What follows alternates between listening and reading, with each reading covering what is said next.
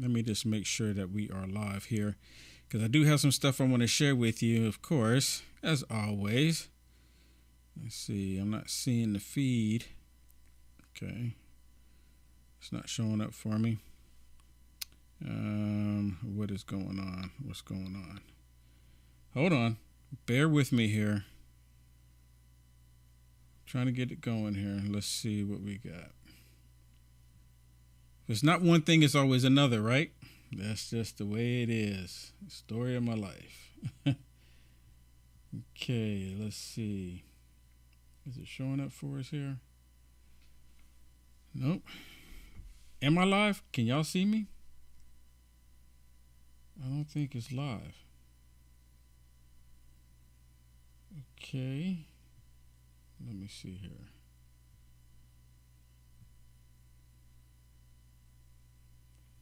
Trying to get it going here.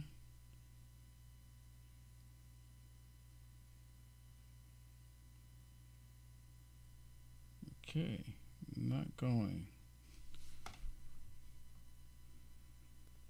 All right, hold on. Let me call my producer. I think we're live. We should be live here. Is it showing up for you? Okay. Okay. Well, my producer can see it. I can't see it, everybody. I'm waiting for her to hit the live button. So, all right. Well, go ahead and hit it for me. All right. All right. Cool. All right. We're going. We go. Technical issues. There's always going to be technical issues. No matter what, there's always going to be some kind of technical issues. And it goes without saying, if you're alive, you're going to have some kind of issue somewhere. Okay, cool. We are live. Thank you so much, everybody, for joining me. Man, oh man, do I have some stuff to share with you this evening. You know, one thing I want to talk about, and I don't have any videos on it, but I will bring it up and just briefly talk about it here. And this is not me. Look. When you want to live a certain lifestyle, then you should be able to live it. Put it this way. If Will Johnson wants to live a certain lifestyle, you know, like an American that loves America, that, you know, wants freedoms, I should be able to live that, right? And I shouldn't, and no one should attack me on it. But, you know, I get attacked for loving America. Think about that. I get attacked for loving America. I get attacked for being black and loving America. I get attacked because of the way I think. I get attacked because I'm a Christian. I get attacked because I don't want to go along with the tyrannical stuff from the left. I get attacked from it, right? But one thing that happened today, and it's in the news, and there's an article, you know, I guess I could have had the article pulled up here, but this was in the news. And this was on NBC, the article, and that's probably why I'm not putting it up on the screen. But there's an article right now on NBC. It says the Senate passed to protect sodomy and interracial marriage, and it says over GOP opposition.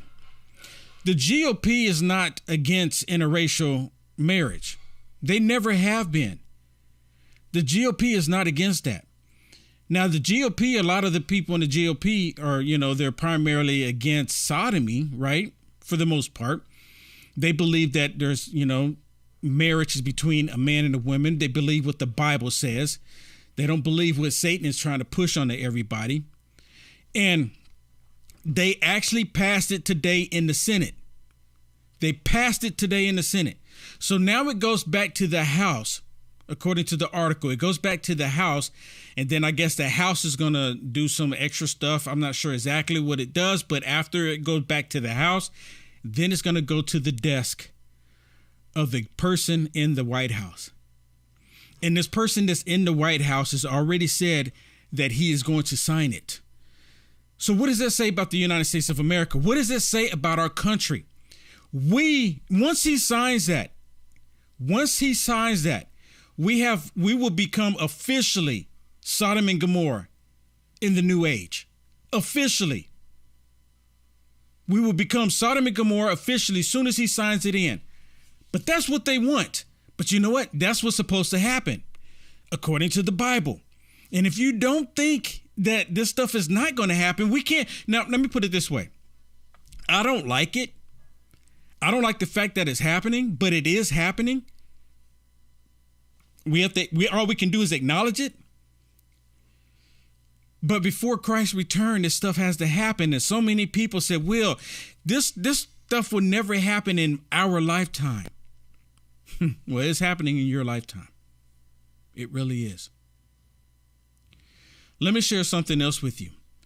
You know, freedom of speech.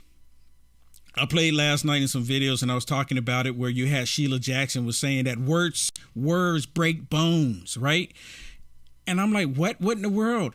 Words break bones? No. You know, they may break your feelings. Your feelings might get hurt, but they don't break bones. People's feelings get hurt. And a lot of people, they like to react based on some of the stuff that they hear. But freedom of speech is freedom of speech, regardless if you like it or not. The federal government is being asked, what are they going to do to suppress or to stop Elon Musk from allowing free speech on Twitter? Think about this. Think about what I just said. The federal government is going to look into Twitter to figure out how they can stop Elon Musk from allowing people on Twitter to have freedom of speech. Now, no one is talking about you have the freedom to go out and incite violence. No one is talking about that. Just the opposite. We're talking about you having the freedom to say stuff about Will Johnson that he doesn't like. You have that freedom.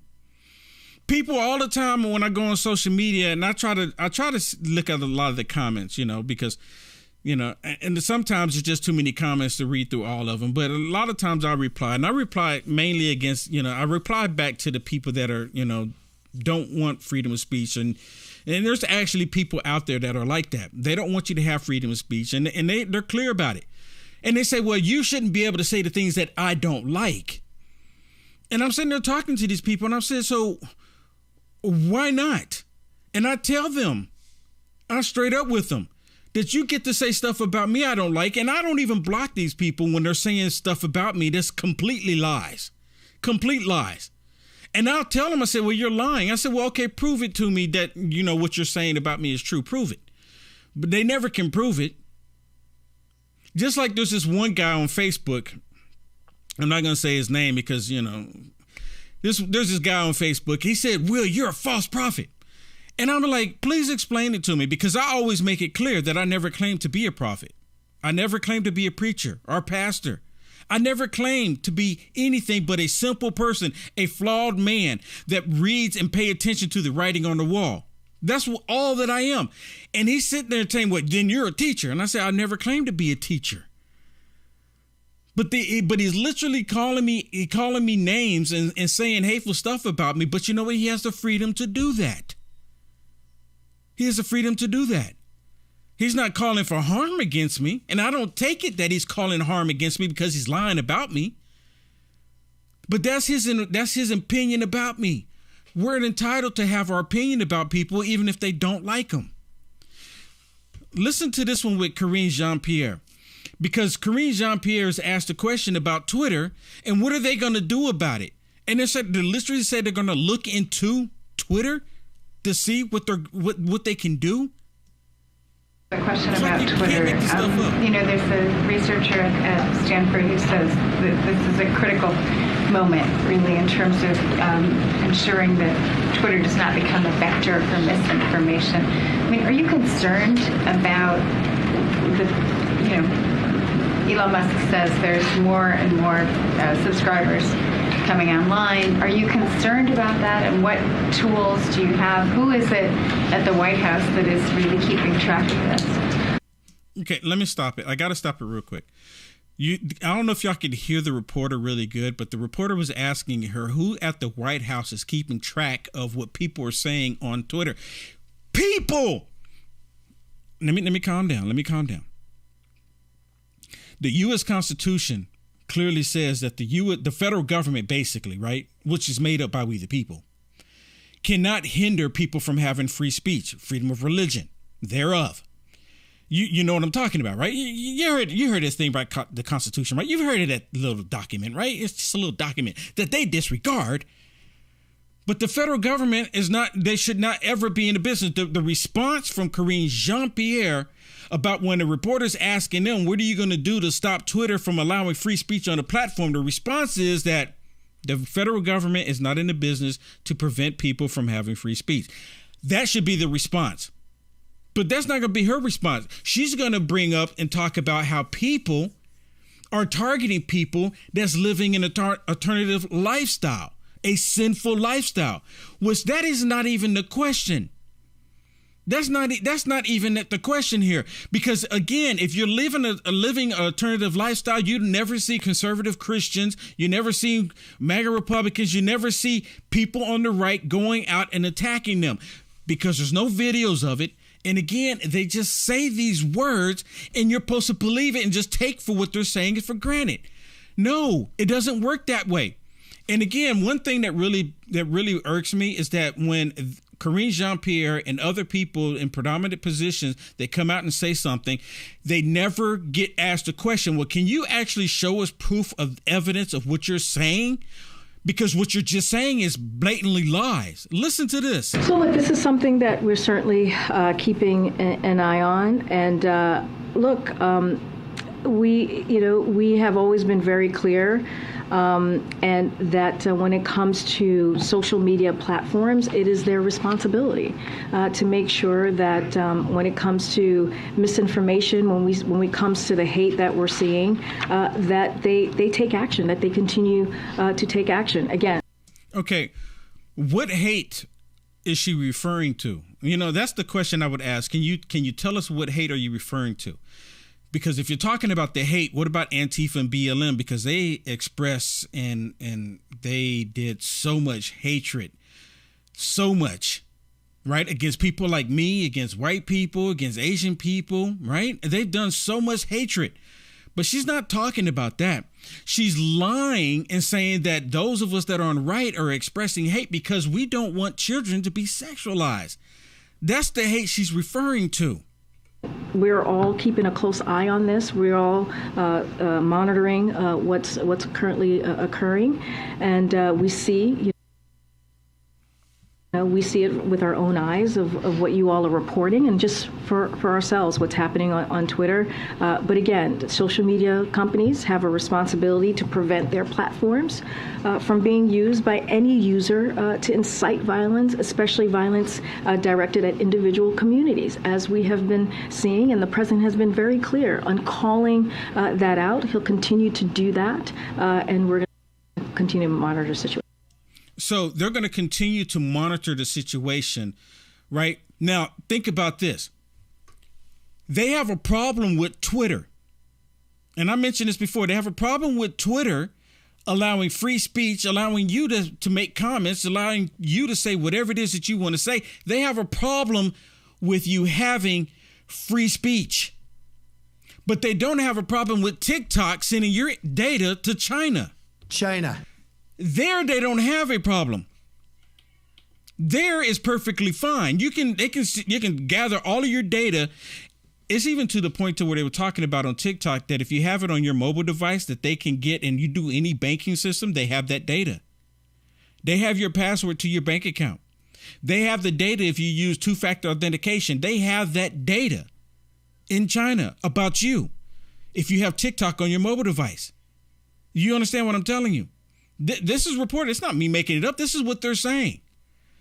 But they don't have a problem with that. They have more of a problem with Elon Musk allowing free speech. So Kevin McCarthy was asked today about Elon Musk or about the government looking into Twitter and allowing free speech. Now, again, I have my reservations about McCarthy. But McCarthy, just like Ted Cruz, remember when Ted Cruz put his foot in the mouth and he had to come out and redeem himself? I think McCarthy's kind of in that position right now. I have my reservations about McCarthy. I really don't trust McCarthy. I'm just saying this out loud. I really don't. And I want McCarthy to prove all of us wrong. I want him to prove us wrong. I want him to actually do what he's saying he's want to do. So, for example, like listen to this as he talks about Twitter and the federal government wanting to censor free speech. They're keeping an eye on Twitter under Elon Musk's ownership and leadership. That is offensive to me.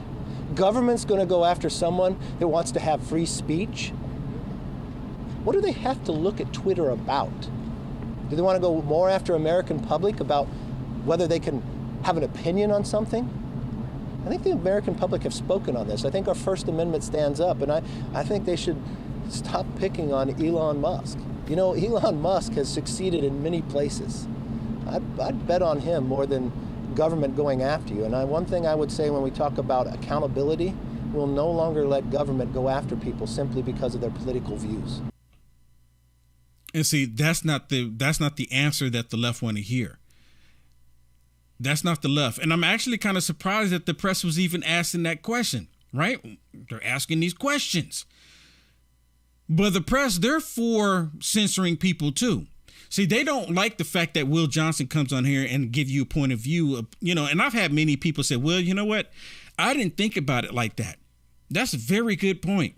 And it's not that I'm just making something up. I'm just, hey, this is the way I see it. I'm look at it. And then a lot of times look at it is like, oh, wow, that's exactly what's happening. And they don't like it. That's why the level of censorship is through the roof right now. And I think mainly the level of censorship is through the roof right now is because of China. Y'all see what's going over? Y'all see what's happening in China? Y'all see what's happening there? China. Y'all see what's happening? It's mind-blowing. Right? And the information that's coming out about all of that is really interesting. It's to the point to now, even Apple is getting into the game with China. Right? So Apple took it upon themselves to help out the Communist Party against the people protesting. They're actually doing this. And it's like, what? So they're preventing people from being able to communicate with one another because that's what you do in warfare. You break down communication. Listen to Ron DeSantis because Ron DeSantis breaks it down really good. They should not be doing this. Apple should not be hindering people's free speech. It's just like your phone company. Oh, I didn't like what you text to your family member or to your close friend or to a group text that you have. So we're going to prevent you from sending any more texts because we don't like it. That's what Apple just did to people in China.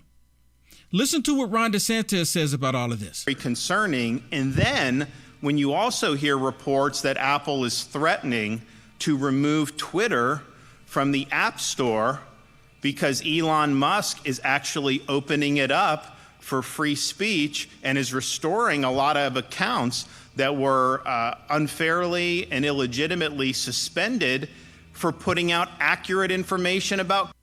That's like one of the main things that's being reinstated. So many things these experts were wrong at, and you had people on Twitter that were calling that out. And Twitter, the old regime in Twitter, their response was to try to just suffocate the dissent. And Elon Musk knows that's not a winning formula, and so he's providing free speech. And so if Apple responds to that, by nuking them from the App Store, I think that would be a huge, huge mistake, and it would be a really raw exercise of monopolistic power that I think would merit a response from the United States Congress. And so don't be a vassal of the CCP on one hand and then use your corporate power in the United States on the other to suffocate Americans and try to suppress their right to express themselves. And that's exactly what's happening. I can't, you know what? I remember when I was growing up, and I always hear this, especially from my mom. My mom would tell me, when I was younger, and someone said something, I'll never forget it. Someone made a comment saying, they did like one of your mama jokes, and I was really young, and I had never had anyone, do a mama joke towards me. And I had never, I was a kid. I guess I was naive to it. I was really young. So, you're growing up, you don't know everything. And first time something's presented to you. Well, I got upset because they said something about my mama, right? Which most people do. Like, you get upset by, and then this is what really turned me around. I went and because I got upset and it was with some kid and we got in a scuffle. And afterwards, my mother got upset with me. And at first I didn't understand, why are you getting upset with me? I said, they were talking about you. And she looked at me, she said, I don't care. And she says, do they know your mother? And I said, oh. This is my mom telling me, and I said, oh. She said, they don't know your mother, do they? I said, no, they don't. She said, so why are you getting upset about that? Why would you allow that to affect you when they don't even know your mother? I said, oh. And ever since then, I just looked at stuff at a different perspective. I'm like, you don't even know my mom. And what's really funny is that the person that was talking about my mom, I didn't know his mom either. So the next day they got into the, your mama jokes again. And I said a joke about his mom because I'm thinking, well, I don't know his mom. So I said a joke about his mom and he got upset with me and he wanted to fight me. So then it dawned on me. You can say stuff whatever you want, but you can't put your hands on people, right? That's what it's all about. You can say what you want to say. And them going after Elon Musk and Twitter, and I know people going to say, oh, you can't trust Elon Musk. You know why they say you can't trust Elon Musk? Because they're accustomed to being censored. They like the censorship. Because what does your trust about Elon Musk got to do with anything? No one is forcing you to get on Twitter. No one is forcing you to follow Elon Musk. No one is forcing you to even care about Elon Musk. But everyone, a lot of these people go, you can't trust him. What does trust got to do with it? People like censorship. Even some conservatives, they like the censorship. They really do. Because they're so accustomed to it. We've been having the censorship happen to us for over 8 years now. Just out in the open censorship for over 8 years now. And people have become so accustomed to it. And when someone like Elon Musk come around and saying, hey, I'm doing this platform, I buy this platform and allow free speech, you can't trust him. Oh my goodness, you can't trust him. Make it make sense. Please leave me a comment and tell me, how does that make sense? And then they get into, well, he's doing X, Y, Z. You don't have to do it with him. Help me understand that. Help me understand that. But instead of being concerned, saying, well, I don't trust Elon Musk, but y'all don't, you know what? We have bigger issues even, right? We have bigger issues because they want to control the narrative. They want to control what you believe. They want to control what you think. They want to control everything. It's just like President Trump having dinner. And people show up to have dinner with President Trump and the left goes ballistic, right? So this guy, Nick Fuentes, right? Nick Fuentes, I actually had a conversation with him in, where was it? CPAC, and actually it was CPAC in Dallas. This was not this year. It was a couple years ago. And I'm walking with him and I'm talking to him because I didn't even know who he was. And people were like walking with him. And I'm like, who's this dude? I had no idea. I'm walking with him. He's talking to me and we're having a conversation. And he's just talking to me. And I don't know who he is. He didn't know who I was. And we're just talking. And he never came across to me and said that you were, like I was less than anything. He was actually having a conversation with me. And he walked away and I walked away and I said, oh, okay, well, I don't get it. So I left it alone. And then last year he shows up again, right? He shows up again, not last year, but the year before last, he shows up again. And then he shows up and he says, oh, I know you. And we start talking again. But then there's some liberal media there asking him questions. And then next thing I know, I go ask the liberal media questions and they don't want to talk to me. I'm the black guy that he's supposed to hate, but they don't want to talk to me. I don't understand. But anyways, they're labeling him because he says some stuff that is off the wall. I'll admit he says some stuff that is off the wall. But guess what? The stuff that he said that's off the wall, you know what? It's still considered free speech. We don't have to like it. We can be completely disgusted about the stuff that he says, but it's still considered free speech. Now, if he's asking for bringing bodily harm to someone, then there's a different story. Well, anyways, listen to this on MSDNC as they're talking about this and talking about President Trump having dinner with certain people, and they don't like it. Just having to constantly be answering questions about Donald Trump. Of course, some people say, oh, you people in the media no, don't try the anti-Trumpism BS on us when the guy sits down with a neo-Nazi who says that Jews that died in the Holocaust, who compared them to like burnt cookies, and has said just extraordinarily heinous things about not only Jews, but so many other Americans. But I thought it was interesting. There was a sliding scale there. You could almost hear Lindsey Graham going, yeah, I wouldn't meet with him. It's bad, but all right. So that was not unequivocal. I certainly give you that. Some of the others seemed tepid. It's interesting. Rick Scott was fairly straightforward there. Joni Ernst, Kathy Kay, tough. Joni was really tough. Senator Ernst, very tough, calling it ridiculous. Disgusting. Mitt Romney, also very harsh about it. And what's interesting is that we are hearing Republican senators being critical of Donald Trump. Sort of feeds into what we've been saying here for quite some time. There are three parties. There's the Democratic Party, there's the Republican Senate Party, and there's the Republican House Party. Interesting, not surprising, unfortunately, and sad and pathetic that we haven't heard Kevin McCarthy. We haven't heard other leaders of the House Republicans come out and criticize Donald Trump. Why? Because they don't get to become Speaker unless certain people who have actually spoken to white nationalist conventions with this guy there, introducing them, I think, without their support. So Kevin McCarthy thinks his support depends on having white nationalists and supporters of neo-Nazis voting for him for Speaker of the House. Where does that put the House Republican Party in 2023? You know, he just lied. He just lied. Let me share with you, because Kevin McCarthy actually did say something about all of this. He actually did say something about this because the press was asking him about it. Now, President Trump, just like me, I didn't know who he was. I didn't know who Nick was. I had no idea who he was. Right? And they can't expect President Trump to know everybody.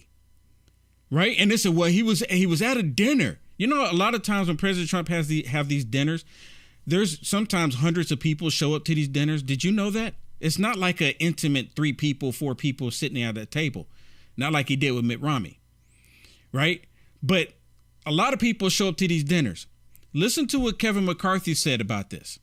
What about the railroad? You have yet to condemn the former president for no, I don't think anybody should be spending any time with Nick Fuentes. He has no place in this Republican Party. I think President Trump came out 4 times and condemned him. You hear this? And I know I still have my reservations about Kevin McCarthy, but listen what he's saying here. He even said President Trump came out 4 times and condemned the stuff that Nick Fuentes was been saying. He said he condemned it 4 times. But again, you can condemn it. I'll condemn it. But it's still free speech. Just because I don't like it, it's still free speech. That's what I don't understand. This is the most mind-boggling thing about all of this. It is still free speech. Know who he was. Well, he just said he didn't know who he was. He didn't condemn him or his ideology. Well, I condemn his ideology. It has no place in society. What is your take on that? And what about So you hear the reporters, well, he didn't condemn his ideology. Yes, President Trump has condemned that ideology multiple times in the past. You remember when President Trump said it was good people on both sides? Not all Democrats are bad people, because there are some Democrats that are turning good. So yes, there were good people on both sides. Right? There were good people on both sides, because not all Democrats are evil people. Some of them are actually waking up. the president for deciding to have that dinner? And the president didn't know who he was. And the president has given up. You know what? He's been. So he knew who Conde West is. He didn't know who Fuentes is. Yes, sir. You hear that? So, see, Kevin McCarthy, he didn't have to say that. He could have turned on President Trump, just like Mitt Romney. Liz Cheney, Adam Kissinger, Dan Crenshaw. They could have turned on, he could have turned on President Trump. So I'm giving McCarthy the benefit of the doubt, and I'm hoping that he will come to the realization and stay the course. I'm going to give him the benefit of the doubt. I still have my reservations for him, but I'm hoping that he actually come out. But anyways, this dude here, Mitch McConnell, he is a major problem. He is a rhino Democrat through and through. Listen to what he says about the whole instance. Listen to this. First, let me just say that there is no room in the Republican Party for anti-Semitism or white supremacy. And anyone meeting with people advocating that point of view, in my judgment, are highly unlikely to ever be elected President of the United States. You hear this? Mitch McConnell just publicly announced, because Nick Fuentes was at a dinner, so he's saying that President Trump should not be able to be president again because somebody was at a dinner. Not because someone committed a crime, because speaking your mind and having certain views that people don't like, that's not a crime. It's not a crime. But they're trying to turn it into one. See, Mitch McConnell, he's just using this as an excuse. He doesn't want President Trump to return anyways because he doesn't want President Trump to have the party. He wants the party. He wants to control the Republican Party. That's what it comes down to. And I'm still saying this today, that Mitch McConnell and other predominant rhino Republicans did backdoor deals with Nancy Pelosi, Chuck Schumer, and all of them saying, hey, help us get rid of President Trump and we'll help you get your party back. He's a total idiot. And then he's going to be the minority leader in the Senate again. How does this happen? How does this happen? It's like the people in the Senate just basically turned on the people in America. Both the Republicans and the Democrats. Now, there are some good people still in the Senate. Don't get me wrong. Don't get me wrong. But people like Mitch McConnell and all of the Democrat Party, they do not care about America. And God help us if they get Warlock on December 6th. God help us. The filibuster's going away. They're going to get rid of voter ID. I'm telling you, they're going to do everything they can as much as possible to destroy this country. Hear me now, believe me later on. And I'm praying, Lord Jesus, do not allow this evil demonic person to win on December 6th. Y'all see what they did in Arizona? Ooh wee.